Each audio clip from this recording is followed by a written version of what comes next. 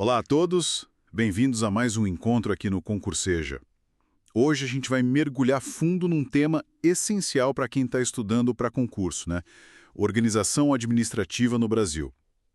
Vamos destrinchar como o nosso Estado se organiza para funcionar no dia a dia, com base em leis, doutrina, jurisprudência, enfim, tudo que a gente precisa saber. Exatamente. Olá, é um prazer estar aqui. E esse tema, organização administrativa, parece abstrato, mas na verdade ele está na base de tudo, né? Define como um serviço de saúde chega na ponta, como uma obra é feita, como o governo opera. Perfeito. Então vamos começar pelo começo, né? Pela nossa Constituição. Quais são os pilares que sustentam essa organização toda? Bom, a gente parte de dois pilares fundamentais da Constituição de 88. Primeiro, a forma de Estado. Somos uma federação. Isso significa que o poder está distribuído, né? Temos a União, os estados, os municípios e o Distrito Federal. Cada um com sua autonomia, suas competências. Certo, o princípio federativo. E o outro pilar? É a separação de poderes, o clássico: executivo, legislativo e judiciário, independentes e harmônicos entre si. Agora, um detalhe importante: embora a função administrativa seja, assim, a cara do poder executivo, Uhum. O governo administrando, né? isso, mas os outros poderes, legislativo e judiciário, também exercem funções administrativas, internamente, para se organizar, contratar pessoal, fazer licitação. Ah, entendi. A função administrativa não é exclusiva do executivo, apesar de ser a principal dele. Exatamente. E aí, quando a gente fala em administração pública, essa expressão tem dois sentidos principais que os livros e as provas adoram cobrar. Quais são eles? Tem o sentido subjetivo, formal ou orgânico, que a gente costuma escrever com A maiúsculo. Esse sentido se refere a quem a administra, ou seja, ao conjunto de agentes, órgãos e pessoas jurídicas que têm a função de administrar. É o quem faz. Tá, então administração com A maiúsculo é o conjunto de entidades e órgãos. E o outro sentido? É o sentido objetivo material ou funcional, com A minúsculo. Aqui, o foco não é quem faz, mas o que é feito. É a própria atividade administrativa em si. Aquela função de gerir os interesses públicos, prestar serviços, exercer o poder de polícia, sabe? A ação de administrar. Entendi. Subjetivo é quem administra, objetivo é a atividade de administrar. E o objetivo final dessa atividade é sempre o quê? Sempre o interesse público. A finalidade maior é atender às necessidades da coletividade, buscar o bem comum. Esse é o norte de toda atuação administrativa. Legal. E para dar conta de tudo isso, o Estado se divide, né? Aí entram as famosas administração direta e indireta. Vamos começar pela direta. Como ela funciona? Parece ser o centro de tudo. É o centro mesmo. A administração direta ou centralizada é formada pelos próprios entes federativos, a União, cada estado, cada município e o Distrito Federal. Eles atuando diretamente por meio dos seus próprios órgãos. Órgãos, tipo ministérios na União, secretarias nos estados e municípios. Exatamente esses: Presidência da República, governadorias, prefeituras e seus órgãos internos, como ministérios, secretarias, departamentos, coordenadorias. O ponto crucial aqui, que cai muito em prova: esses órgãos não têm personalidade jurídica própria. Ah, não tem CNPJ, digamos assim. Isso. Eles não são sujeitos de direitos e obrigações por si mesmos. São como partes, braços do ente federativo que os criou. Quem tem a personalidade jurídica é o ente, a União, o Estado X, o município Y. O órgão age em nome desse ente. Entendi. Então, a ação de um ministério é juridicamente uma ação da União. Perfeito. E a forma como as tarefas são distribuídas dentro de um mesmo ente federativo, entre esses vários órgãos, tem um nome específico, né? A desconcentração. Exatamente. Desconcentração.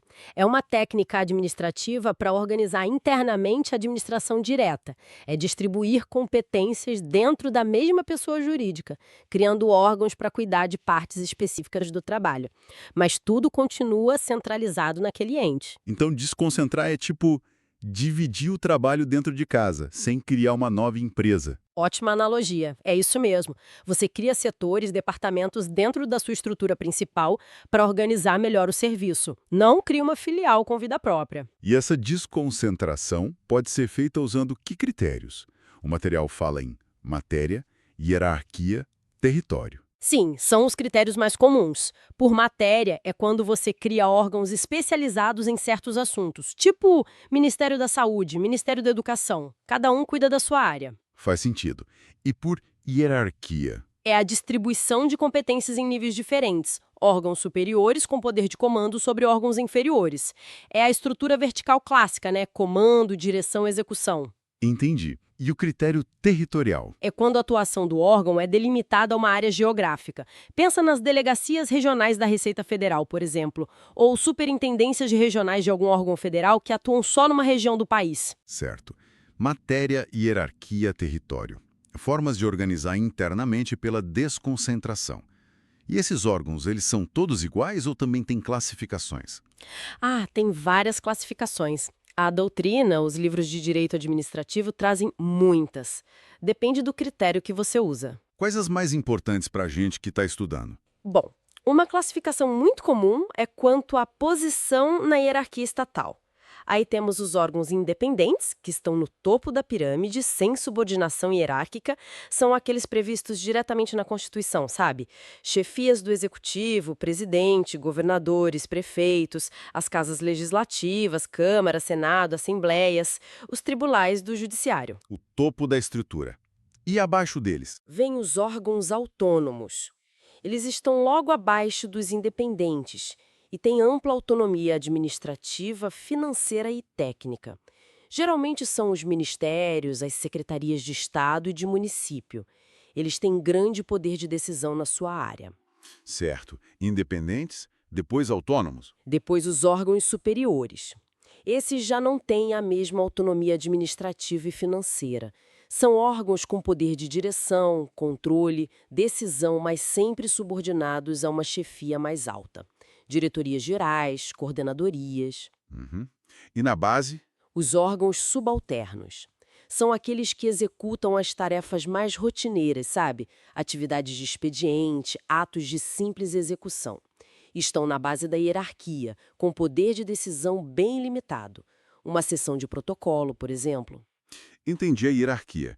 Independentes, autônomos, superiores e subalternos. Mas tem outras classificações também, né? Sim, muitas. Quanto à estrutura, podem ser simples ou unitários, que têm um único centro de competências, ou compostos, que reúnem vários órgãos menores na sua estrutura. Um ministério é um órgão composto, né?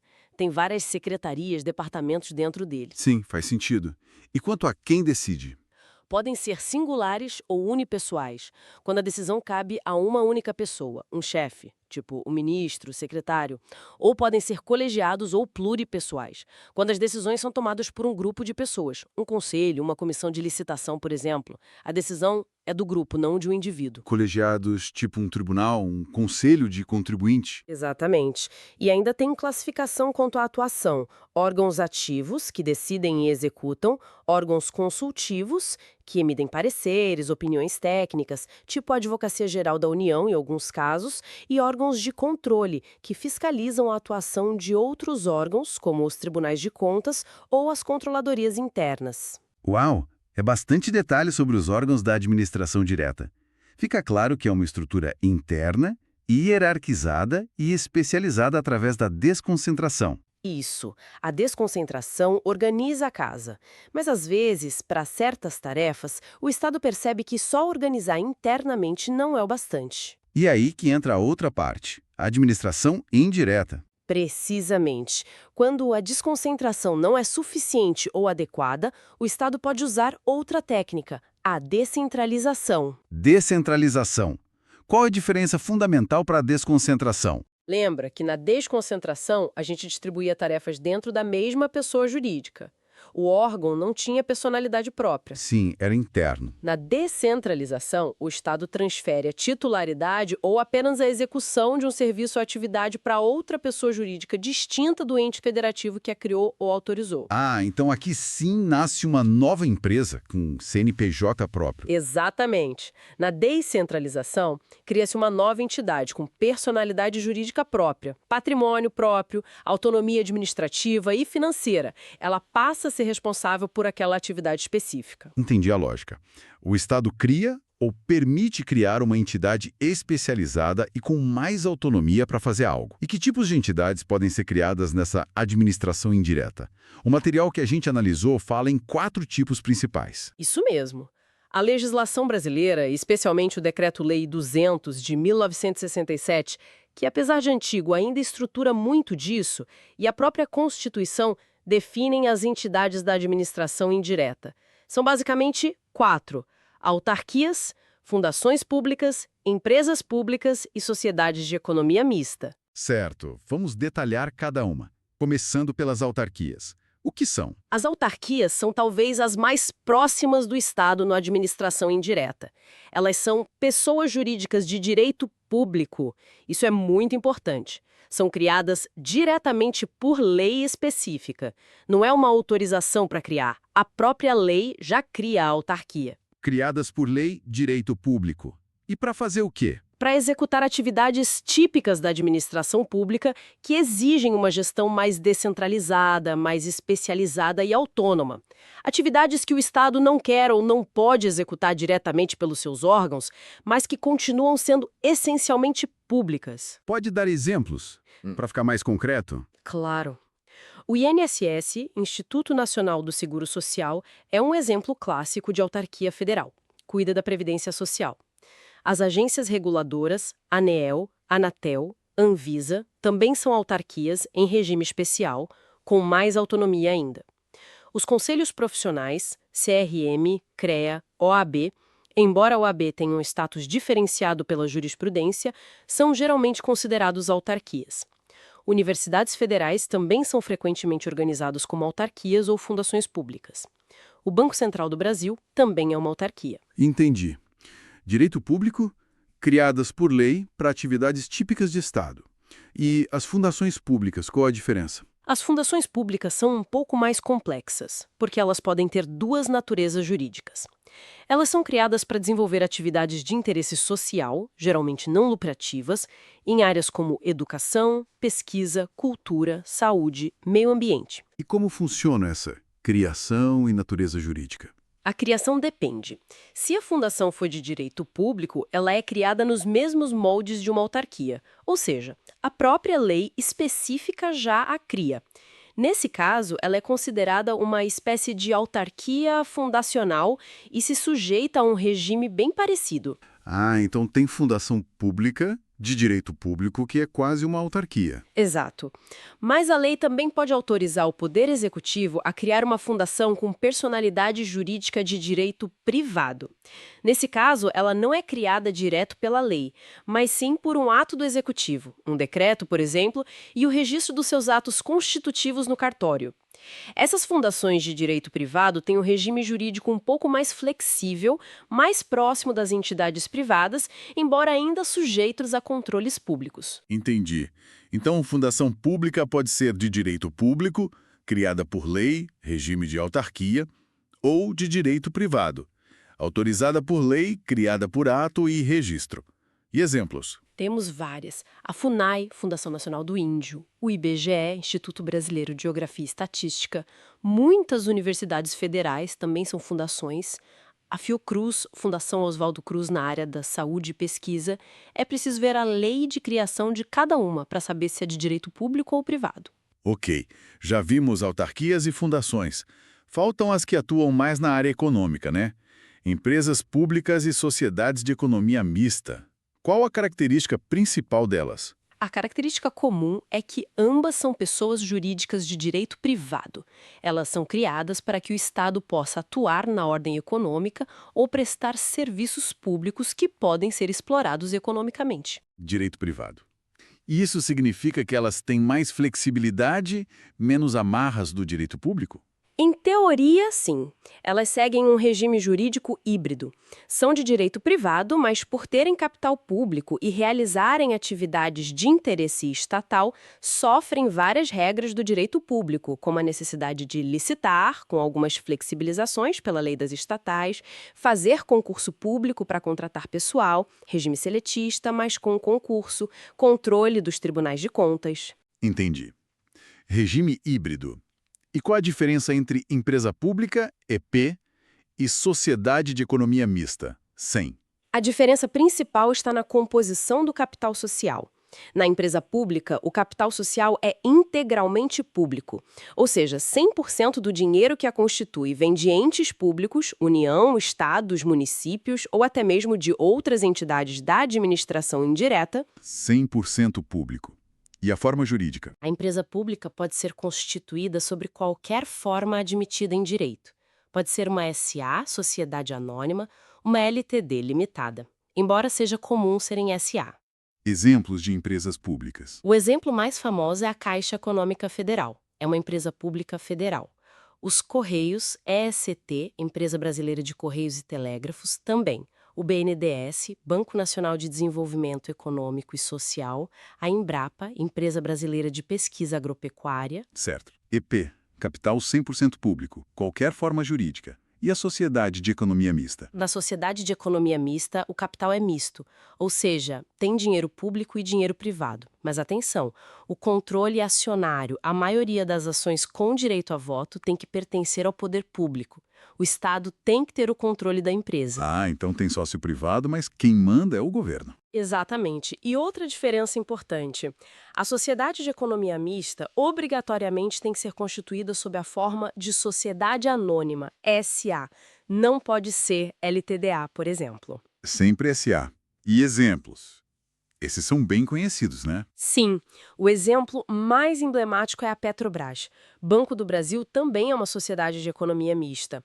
Eletrobras, antes da privatização recente, era um exemplo clássico. Muitas companhias estaduais de água e saneamento, Sabesp em SP, SEDAI no RJ, Copasa em MG, também são ou foram sociedades de economia mista. Perfeito. Então, resumindo, a indireta. Autarquias, direito público, criadas por lei, função típica. Fundações, direito público ou privado, autorizadas ou criadas por lei, função social. Empresas públicas, direito privado, autorizadas por lei, capital 100% público. E sociedades de economia mista, direito privado, autorizadas por lei, capital misto com controle público, sempre SA. UFA. É isso aí. Essa é a estrutura básica da administração indireta, formada por meio da descentralização. E ter toda essa estrutura, direta e indireta, com órgãos, autarquias, fundações, estatais, o que isso significa na prática? Como garantir que tudo funcione de forma correta, voltada para o interesse público que você mencionou lá no começo? Ótima pergunta. Para dar um norte, para alinhar toda essa máquina complexa, a Constituição e as leis estabelecem uma série de princípios que devem guiar a atuação da administração pública, seja ela direta ou indireta. Aqueles famosos do artigo 37 da Constituição? Exatamente. O caput do artigo 37 traz os 5 princípios expressos fundamentais: legalidade, impessoalidade, moralidade, publicidade e eficiência. O famoso mnemônico LIMP. Vamos passar rapidinho por eles. Legalidade? Imagino é fazer só o que a lei permite ou determina? Isso, diferente do particular, que pode fazer tudo que a lei não proíbe, a administração só pode agir se houver previsão legal. É a base de tudo no Estado de Direito. Impessoalidade. Tem um duplo sentido. Primeiro, a administração não pode agir para beneficiar ou prejudicar pessoas específicas. Tem que tratar todos de forma igual, sem favoritismos ou perseguições. Segundo, os atos não são do agente público, mas da própria administração. Evitar o carteiraço ou o apadrinhamento, né? E moralidade. Vai além da simples legalidade. Exige uma atuação ética, honesta, de boa-fé.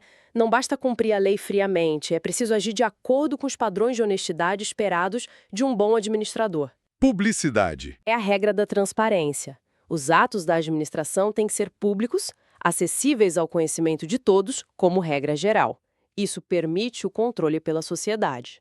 Exceções só em casos específicos, como segurança nacional ou investigações. E por último, o mais jovem desses 5, a eficiência. Sim, foi incluído pela Emenda Constitucional 19 de 98.